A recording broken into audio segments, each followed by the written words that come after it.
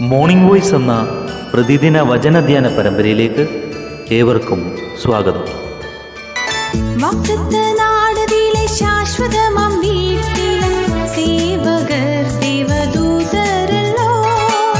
വാഗ്ദത്തനാടതിലെ ശാശ്വതമാം വീട്ടിൽ സേവകർ ദേവദൂതരല്ലോ.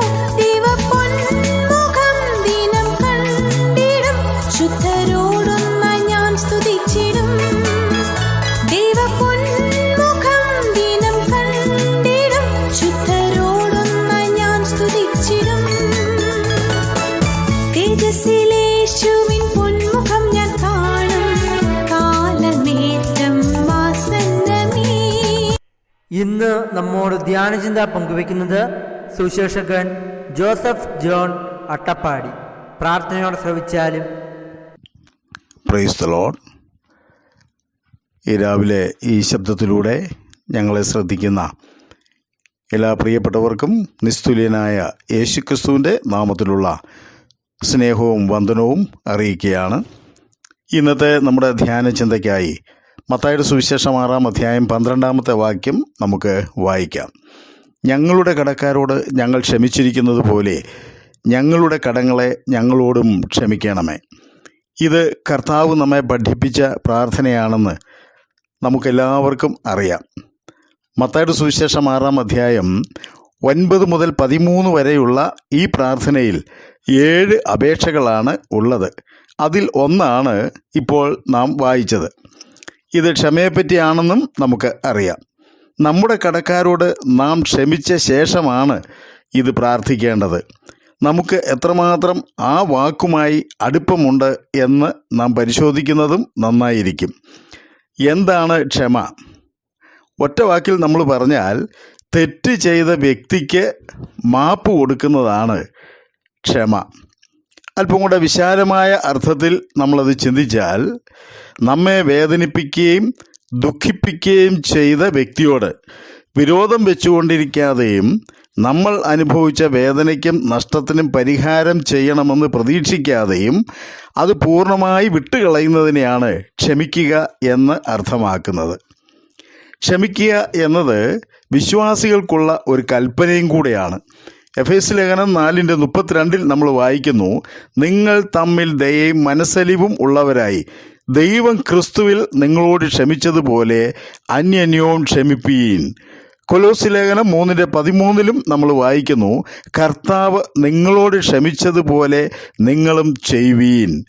നമ്മളോട് ക്ഷമിക്കുവാൻ പറയുമ്പോൾ കർത്താവ് അതിന് മാതൃക കാണിച്ച് തന്നിട്ടാണ് നമ്മളോട് ക്ഷമിക്കുവാനായിട്ട് ആവശ്യപ്പെടുന്നത് അല്ലെങ്കിൽ കൽപ്പിക്കുന്നത്. ക്ഷമിക്കുന്നതിൻ്റെ ഏറ്റവും ഉദാത്തമായ ഉദാഹരണം ദൈവം തന്നെയാണ്. ദൈവം നമ്മോട് ക്ഷമിച്ചത് മുഖാന്തരം നാം ദൈവത്തോട് വിലമതിക്കാനാവാത്ത രീതിയിൽ നമ്മൾ കടക്കാരായി തീർന്നിരിക്കുക. അതുകൊണ്ട് മറ്റുള്ളവർ നമ്മോട് ഒരു ചെറിയ തുക കടംപെട്ടിരിക്കുമ്പോൾ നാം അവനോട് ക്ഷമിക്കുവാൻ കടപ്പെട്ടവരായി തീരുന്നു. മത്തായിയുടെ സുവിശേഷം 6-ാം അധ്യായം 14-15 വാക്യങ്ങൾ നമ്മൾ അത് അർത്ഥമാക്കുന്നത്, നിങ്ങൾ മനുഷ്യരോട് അവരുടെ പിഴകളെ ക്ഷമിച്ചാൽ ദൈവം നിങ്ങളോടും ക്ഷമിക്കും. നിങ്ങൾ ക്ഷമിക്കാഞ്ഞാൽ നിങ്ങളുടെ പിഴകളെ ദൈവം ക്ഷമിക്കുക ഇല്ല. പ്രിയപ്പെട്ടവരെ, ഈ വചനത്തിൻ്റെ അടിസ്ഥാനത്തിൽ നാം ചിന്തിക്കുമ്പോൾ, നാം ചെയ്ത തെറ്റുകൾക്ക് ദൈവത്തോട് ക്ഷമ ചോദിക്കുമ്പോൾ നമ്മോട് തെറ്റ് ചെയ്തവരോട് നാം ക്ഷമിക്കാഞ്ഞാൽ നമ്മുടെ തെറ്റുകൾ ക്ഷമിക്കപ്പെടുന്നില്ല എന്നാണ് അതിൻ്റെ അർത്ഥം. അങ്ങനെയെങ്കിൽ ഭയാനകമായ ഒരു സത്യം നാം ഓർക്കണം. എൻ്റെ എത്ര തെറ്റുകൾ ക്ഷമിക്കപ്പെടാതെ ദൈവത്തിൻ്റെ മുമ്പിൽ ഉണ്ടായിരിക്കും എന്നത് നാം ആലോചിക്കണം. നാം ക്ഷമിക്കാതെ എൻ്റെ കടങ്ങളെ ക്ഷമിക്കണമേ എന്ന് പ്രാർത്ഥിക്കുന്നത് ഒരിക്കലും ദൈവം അത് കേൾക്കുന്നില്ല, അല്ലെങ്കിൽ ദൈവം അതിന് മറുപടി നൽകി തരികയില്ല. ദൈവത്തിൻ്റെ ക്ഷമയുടെ അടിസ്ഥാനം കാൽവരി ക്രൂശിലെ ക്രിസ്തുവിൻ്റെ യാഗത്തിലൂടെ പ്രദർശിപ്പിച്ച നിസ്വാർത്ഥ സ്നേഹമാണ്. റോമാലേഖനം 5-ാം അധ്യായത്തിൻ്റെ 6 മുതൽ 10 വരെയുള്ള വാക്യങ്ങളിൽ നമ്മൾ അവിടെ കാണുന്നത്, യേശുക്രിസ്തു എനിക്ക് വേണ്ടി ക്രൂശിൽ മരിക്കുമ്പോൾ ഞാൻ ആരായിരുന്നു? നമ്മൾ ആ ഭാഗത്ത് അത് നമ്മൾ വായിക്കുന്നുണ്ട്. നാം ബലഹീനർ, അഭക്തർ, നീതിയില്ലാത്തവർ, ഗുണമില്ലാത്തവർ, പാപികൾ, ശത്രുക്കൾ, ഇതായിരുന്നു നാം. എന്നിട്ടും ദൈവത്തിന് നമ്മളോട് ക്ഷമിക്കുവാൻ കഴിഞ്ഞു. അങ്ങനെയെങ്കിൽ മറ്റുള്ളവരോട് എത്ര അധികം ക്ഷമിക്കുവാൻ നമുക്ക് കഴിയണം. ക്ഷമ എന്ന പദം ഇന്ന് അന്യം നിന്നിരിക്കുകയാണ്. ഇത് വിശ്വാസികളുടെ ഇടയിൽ നിന്ന് മാറിപ്പോയിരിക്കുന്ന ഒരു അവസ്ഥയാണിന്ന്. അന്യോന്യം പ്രയാസങ്ങൾ ഉണ്ടായാലും ക്ഷമിക്കണം എന്ന് പറയുന്നവർ വളരെ അപൂർവമാണ്. പലരും ഇത് ഏതോ മോശമായ വാക്കായിട്ടാണ് കരുതുന്നത്. അന്യോന്യം ക്ഷമിക്കാത്ത എത്രയോ പേർ നമ്മുടെ സഭകളിലൊക്കെ ഉണ്ട്. ദൈവം എന്നോട് ക്ഷമിച്ചു എന്ന് പറയുമ്പോൾ തന്നെ മറ്റുള്ളവരോട് ക്ഷമിക്കുവാൻ തയ്യാറാകുന്നില്ല എന്നതല്ലേ ശരി? നാം ദൈവത്തെക്കാൾ വലിയവരല്ല പ്രിയപ്പെട്ടവരെ. ക്ഷമിക്കാത്തത് കൽപ്പനാലംഘനവും പാപവുമാണ്. ക്ഷമിക്കാത്തവരുടെ പ്രാർത്ഥന ദൈവം കേൾക്കുന്നില്ല. ഇത് അനുസരണക്കേടാണ്. ക്ഷമിക്കാത്തവരോട് ദൈവവും ക്ഷമിക്കുന്നില്ല. ക്ഷമയുടെയും സ്നേഹത്തിൻ്റെയും സന്ദേശമായ സുവിശേഷം പ്രാഗൽഭ്യമായി പറയുവാൻ ദൈവം മുമ്പാകെ നാം യോഗ്യരല്ലാതെ ആയും തീരുന്നു. പ്രിയപ്പെട്ടവരെ, ചിന്തിക്കുക. പരസ്പരം ക്ഷമിച്ച ശേഷം ആ വ്യക്തികൾ തമ്മിൽ ഉള്ള മനോഭാവം എങ്ങനെ ആയിരിക്കണം? ഉൽപ്പത്തി പുസ്തകത്തിൽ യോസേഫ് ഒരു നല്ല മാതൃകയാണ്. തൻ്റെ സഹോദരന്മാർ തന്നെ ഒരു പൊട്ടക്കുഴിയിലിട്ടു. പിന്നീട് വലിച്ച് കയറ്റി 20 വെള്ളിക്കാശിന് ഇസ്മായേലിയർക്ക് വിറ്റു. അവൻ മിസ്രൈമിലേക്ക് അടിമയായി പോകേണ്ടി വന്നു. പിന്നീട് അവർ പോത്തിഫറിന് വിറ്റു. അവിടുന്ന് കാരാഗ്രഹത്തിലായി.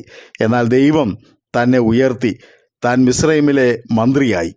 ലോകമെല്ലാം ക്ഷാമമുണ്ടായപ്പോൾ യോസേഫിൻ്റെ സഹോദരന്മാർ മിസ്രൈമിൽ എത്തി. സഹോദരങ്ങൾക്ക് താൻ തന്നെത്താൻ വെളിപ്പെടുത്തിയപ്പോൾ അവരോട് പറഞ്ഞ വാക്കുകൾ വളരെ ശ്രദ്ധേയമാണ്.